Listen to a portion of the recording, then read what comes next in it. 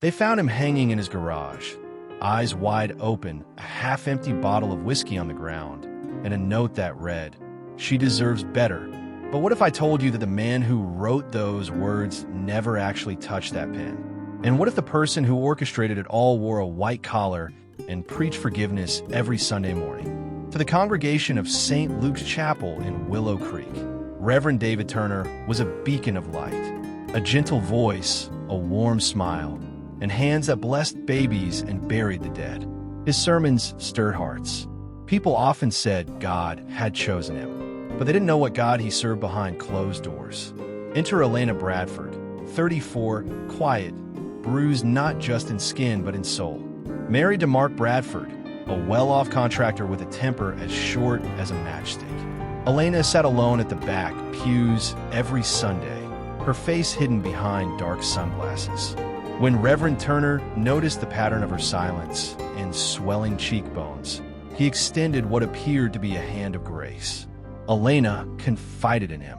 She told him everything: the yelling, the beatings, the nights she slept in her car to escape Mark's rage. Reverend Turner listened, prayed, held her hand a moment too long, and over time, his touch stopped being spiritual.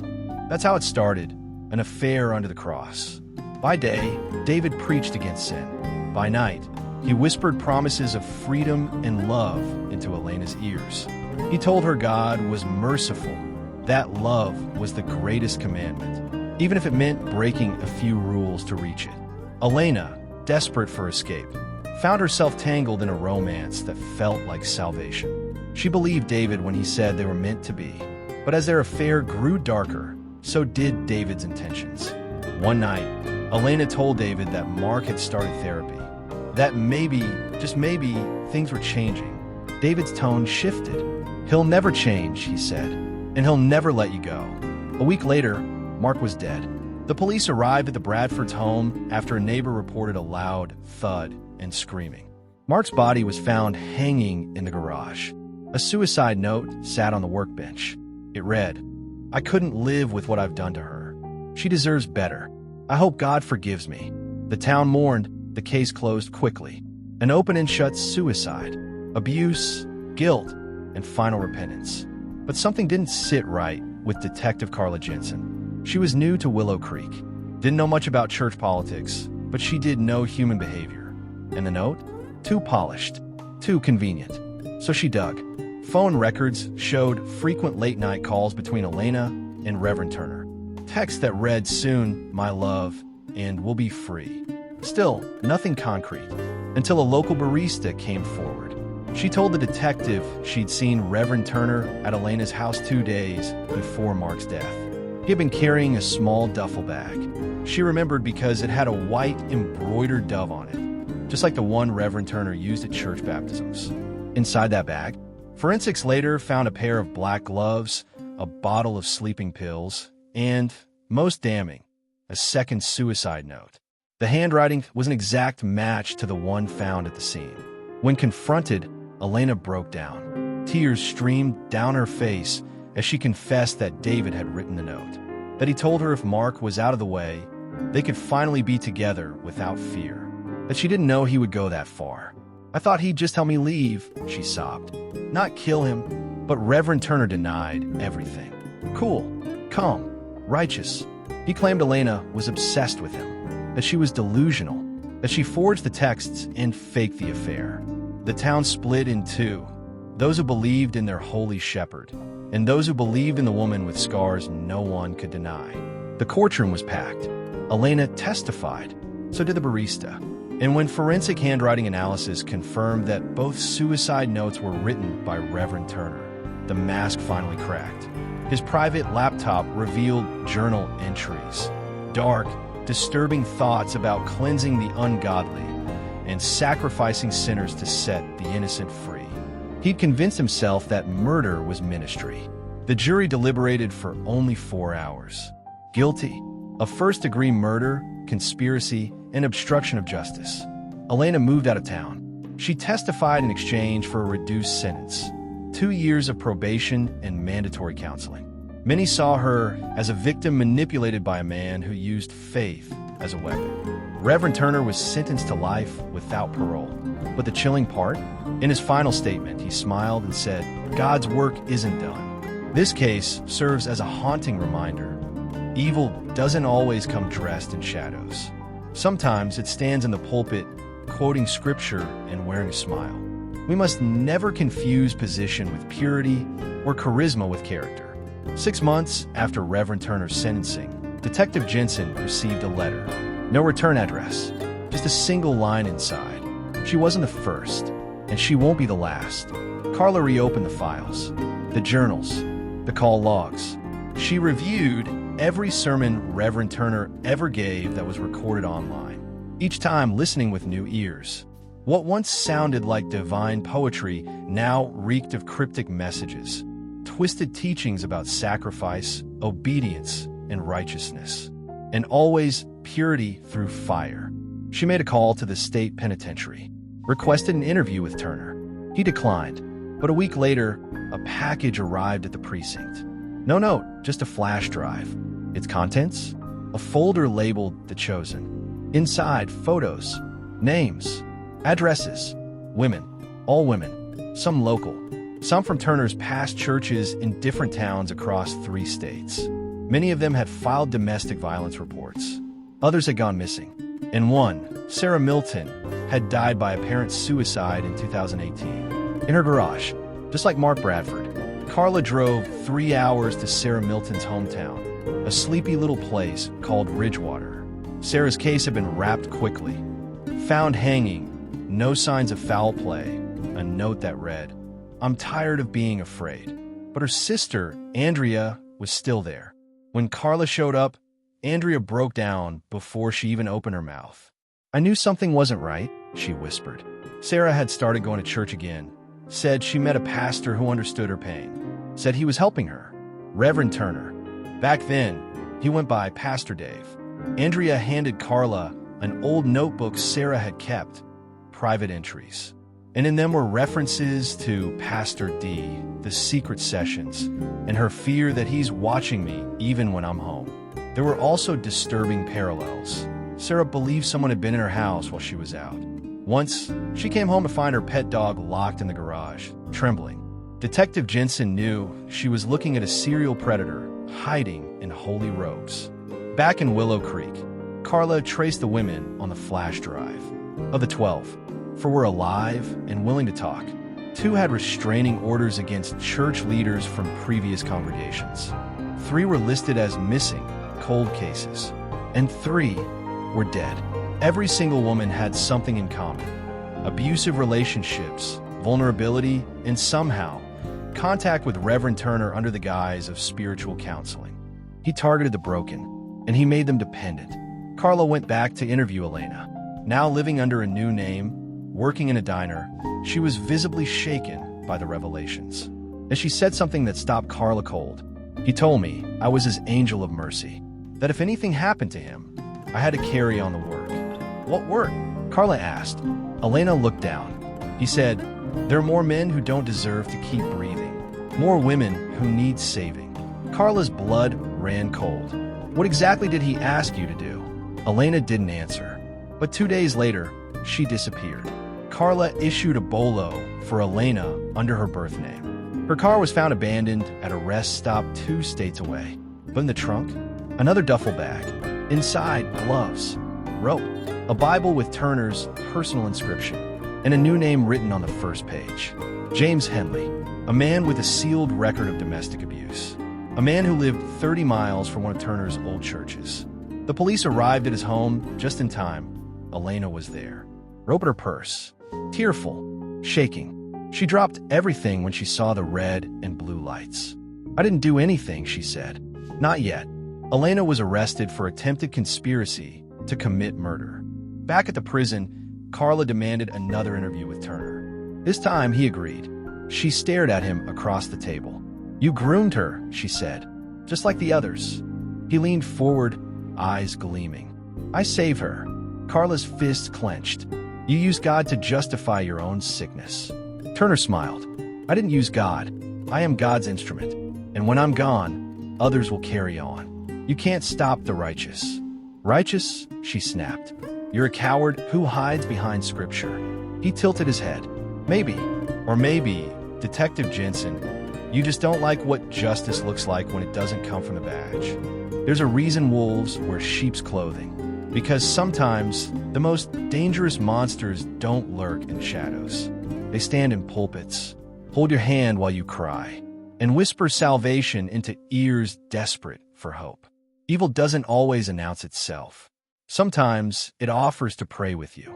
Weeks later, Carla received a second letter. Same handwriting. Inside was a single photo, a woman kneeling before Reverend Turner years ago, and on the back, in red ink. The first was never found. Carla examined the photo for days. The woman was no older than 20.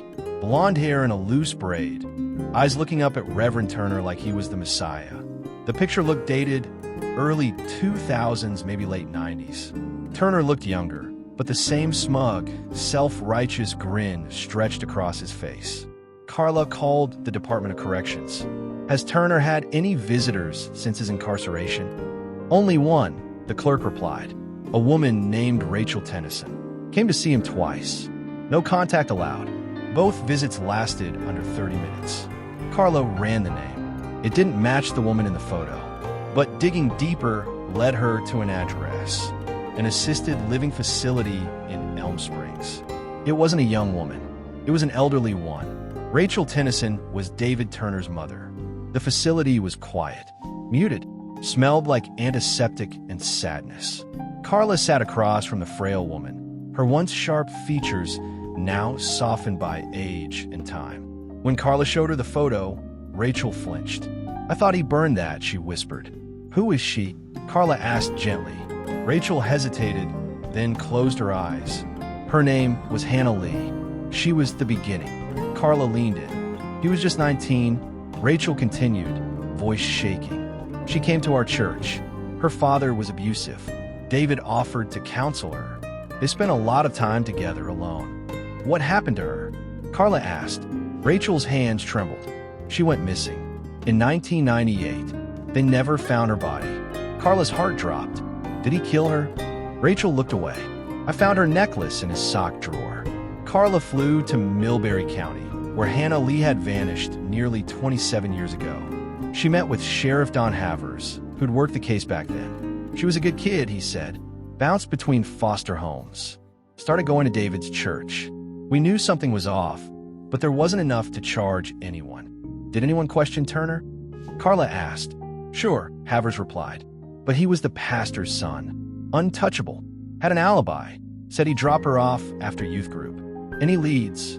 Just this, he said, pulling a sealed evidence bag from a locked drawer. Inside, Hannah's broken bracelet and a journal page. The journal entry read, Pastor Dave says pain is proof I'm being purified.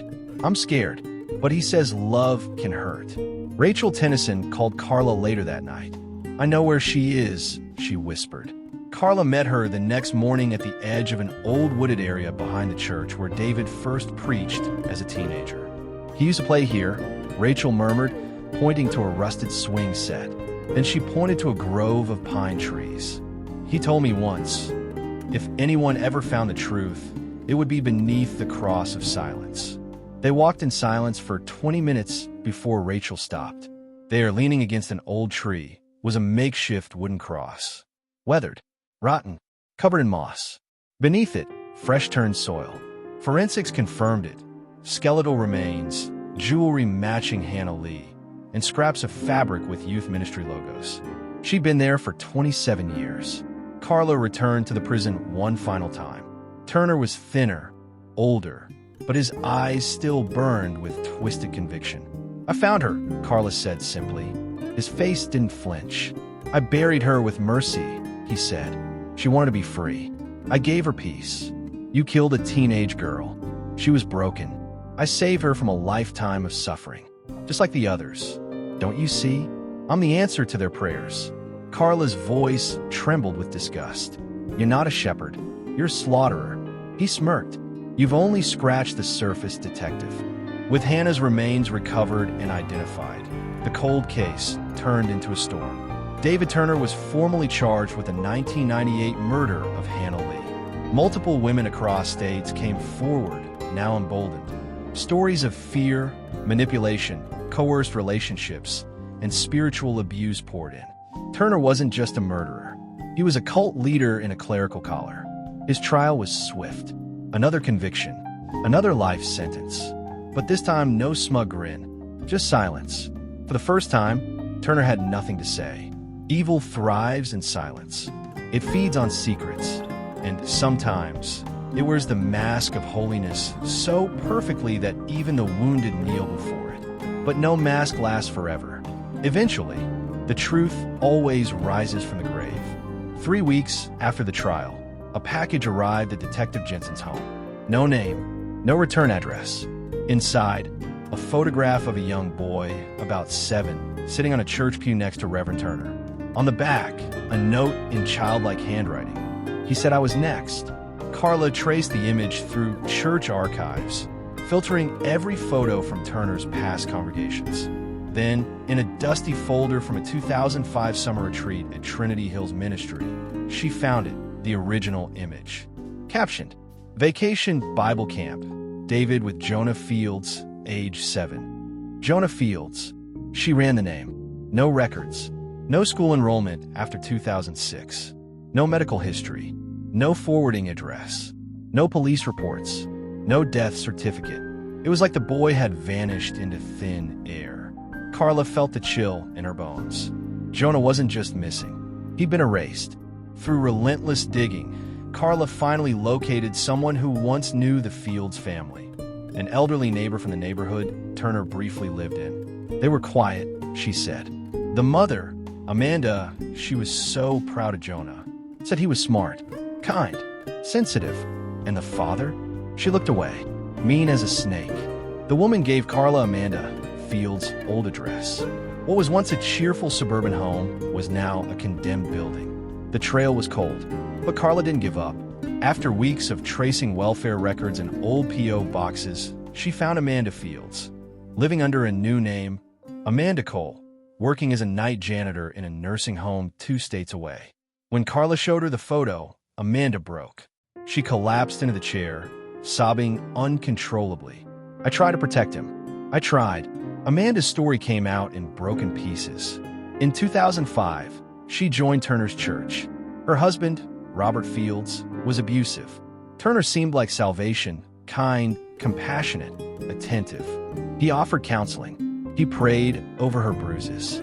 He spent time with Jonah, until one day, Jonah came home different, withdrawn, silent, afraid to go to sleep. Amanda went to Turner.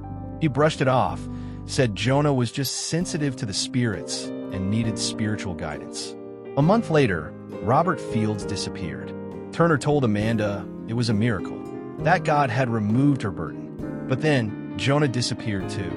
Turner told her that Jonah had run away to live with a church family up north. She wanted to believe him, until the nightmares started, until the threats came.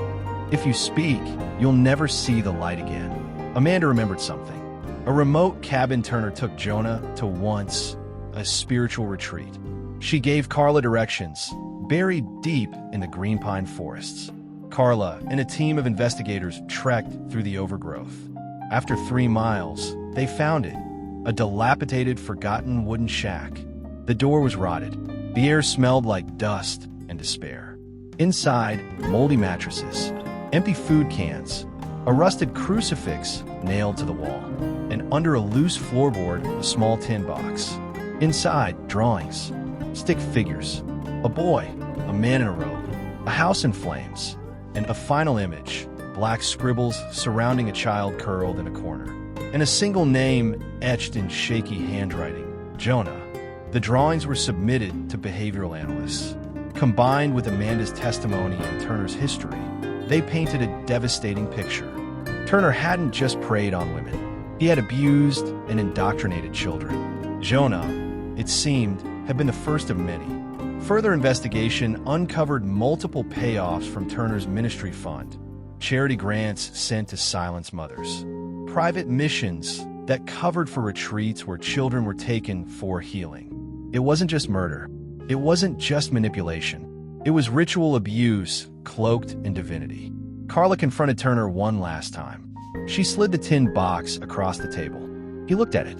For the first time, he blinked. The smugness slipped. "I didn't hurt him," he said. "I saved him. You buried him. I set him free." Turner's voice trembled with intensity. Jonah was chosen. He understood pain. He was pure. Carla leaned in. "You didn't save anyone. You destroyed them." He was silent.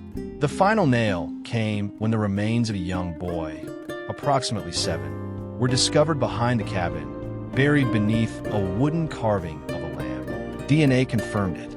It was Jonah. Turner was charged with the murder of a minor and a series of federal crimes tied to child abuse, cover-ups, and misuse of religious funds. The courtroom was packed. Mothers wept. Survivors testified. And Turner finally wept too, but not from guilt, from loss of power. He was sentenced to life without parole, placed in solitary confinement after an attack by another inmate who'd once been abused by a church leader. Elena Bradford testified against him. Amanda Fields stood in the gallery, gripping a photo of her son. Carla sat quietly. The long, twisted chapter had ended. Or so she thought. Evil doesn't always scream. Sometimes it whispers prayers, hides behind stained glass, smiles as it breaks you. But truth? Truth never dies. It waits. And when it rises, it brings justice like thunder. 6 months later, Carla received an envelope in her office. No return address. Inside was a single sentence. "There's another shepherd." And a photograph of a new church being built. The cornerstone? Donated by the Turner Foundation for Healing Ministries.